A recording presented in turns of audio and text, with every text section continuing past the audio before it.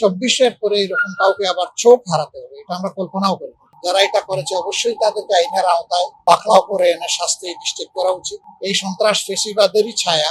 ফেসিবাদকে বিদায় করার পরে আবার ফেসিবাদ, তার কথা যদি তার দলই স্বয়ং না শুনে, তো জাতিকে তিনি কিভাবে পরিচালনা করবে? সরকার যাদের দায়িত্ব হচ্ছে দেশে আইন শৃঙ্খলা রক্ষা করা, তারাই যদি আইনের রক্ষক না হয়ে ভক্ষক হয়ে যায়। এনসিপির নেতৃবৃন্দের সাথে একটা দুঃখজনক ঘটনা ঘটেছিল। হবিগঞ্জ সদরে তাদের একটা মিটিং ছিল টাউন হল ময়দানে। এটা শেষ করে ফেরার পথে তাদের উপর হঠাৎ করে বর্তমান সরকারি দলের উচ্ছৃঙ্খল লোক, সন্ত্রাসী লোক আক্রমণ করে এবং আক্রমণে অনেকেই আহত হন।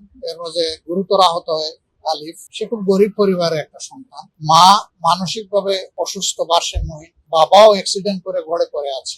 বড় একটা ভাই এখানে দেখলাম, সেও খুব সুস্থ না। এই ছেলেটা একদিকে লেখাপড়া করে, আরেকদিকে টিউশনি করে পরিবার চালায়। এইরকম একটা ছেলের উপর আঘাত, আর বিশেষ করে 24-এর পরে এরকম কাউকে আবার চোখ হারাতে হবে, এটা আমরা কল্পনাও করি না। আমরা এই ঘটনার নিন্দা জানিয়েছি, আবারও নিন্দা জানাই। যারা এটা করেছে অবশ্যই তাদেরকে আইনের আওতায় পাকড়াও করে এনে শাস্তি নিশ্চিত করা উচিত। তা না হলে আমরা 24-এর পরের বাংলাদেশে এই সন্ত্রাস আর দেখতে চাই না।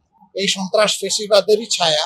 ফেসিবাদকে বিদায় করার পরে আবার ফেসিবাদ, এটাই জাতি মানবে না, বরদাস্ত করবে না। আমরা তার সুস্থতা কামনা করি। চিকিৎসক যারা আছেন তাদের প্রতি আমাদের আহ্বান, তারা যেন তাকে যথাযথ চিকিৎসা প্রদান করেন, সে সুস্থ হয়ে আমাদের মাঝে ফিরে আসুক। আমরা এখানে দেখতে চাই যে সরকারি দল কি করে।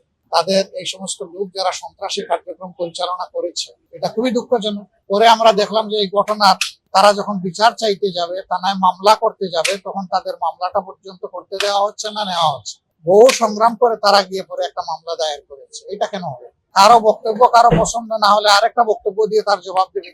আর তিনি যদি কোনো গুরুতর অপরাধ করে থাকেন তাইলে আইনের আশ্রয় নেবে, কিন্তু নিজের হাতে আইন তুলে নেওয়ার অধিকার তো কেউ কাউকে দেয়। বিশেষ করে সরকার যাদের দায়িত্ব হচ্ছে দেশে আইন শৃঙ্খলা রক্ষা করা, তারাই যদি আইনের রক্ষক না হয়ে ভক্ষক হয়ে যায়, নিজের হাতে আইন তুলে নেয়, তাহলে জনগণ কে কার কথা শুনবে? এরকম একটা বিশৃঙ্খল সমাজ চলতে পারে না। আপনারা দেখেছেন গতকাল স্থানীয় সরকার মন্ত্রীগণ একটা আক্ষেপ আফসোস করে বলেছেন যে 5 মাসে কোনো কিছুর পরিবর্তন হয় নাই, দুর্নীতি আগের চাইতে দুর্নীতির প্রবৃদ্ধি হয়েছে। তিনি বলেছেন মানে বৃদ্ধি পেয়েছে। তিনি তো সবগুলো অঙ্গ সংগঠন অভিভাবক, এবং কার্যত তিনি কোনো দলের প্রধানমন্ত্রী না, তিনি তো 18 কোটি মানুষের প্রধানমন্ত্রী। অভিভাবকত্ব তার। তাহলে তার কথা যদি তার দলই স্বয়ং না শুনে, তো জাতিকে তিনি কিভাবে পরিচালনা করবেন? এই জাতির প্রত্যাশা তার মাধ্যমে তার শাসনে পূরণ হবে কিভাবে? আমরা ওই ধরনের ব্যর্থতার কাহিনী আর গল্প আর শুনতে চাই না।